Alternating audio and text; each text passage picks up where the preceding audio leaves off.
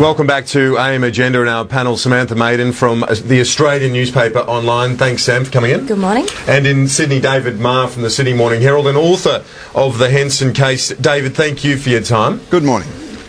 Can I start with you?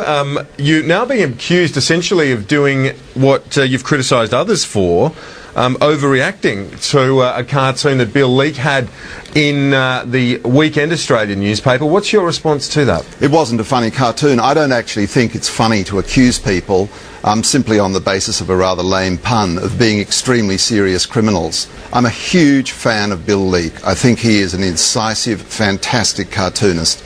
This one wasn't funny. Okay, but in saying it's revolting, you're simply articulating similar sort of sentiments to what the Prime Minister Kevin Rudd has, and you've been critical of him for that. Kieran, no. I have never criticised the Prime Minister for having an opinion and for stating it strongly. He's a right to his opinion. I think his opinion is wrong, but he's got a right to it. I just wish the Prime Minister, who has now blown up for a third time, using the revolting word, I just wish the Prime Minister would take a step back, a deep breath, and actually address the issues raised by all of this, rather than just kind of dumping on it.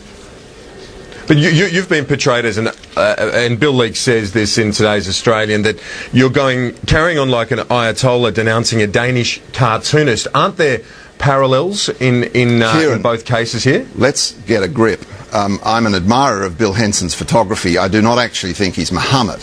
I've got a right to criticise Bill Leak's cartoons. He's got a right to criticise me. But I think Bill, as one of the great dishes out in Australian journalism, one of the great dishes out, seems to be finding it a little hard to be criticised in return. And I find that a bit odd. I thought he had a thicker skin than that. I certainly do. Anyway, I mean, the fact that he's so open about it, he's hardly cautious. I don't, really want to, stop the progress of home and away on this country, but I'm not comfortable with talent scouts running around primary schools for home and away or any other organisation. I mean, I know that as a journalist, it's pretty difficult for us to get into schools if we want to have a nice picture story of people cut and pasting in kindergarten. I struggle to understand why Bill Shorten was given a, AAA tour around with the St Kilda primary principal. David Marr, do you think that Bill Henson's the fact that the nature of his art is very different to a television production or a sporting team, should the principal have been a bit more circumspect, just given the nature of the art? Well, he's a photographer. He's one of the leading artists in this country. A lot of people don't like his photographs. I'm on record, and I say in my book that some of these pictures of kids I find creepy and confronting.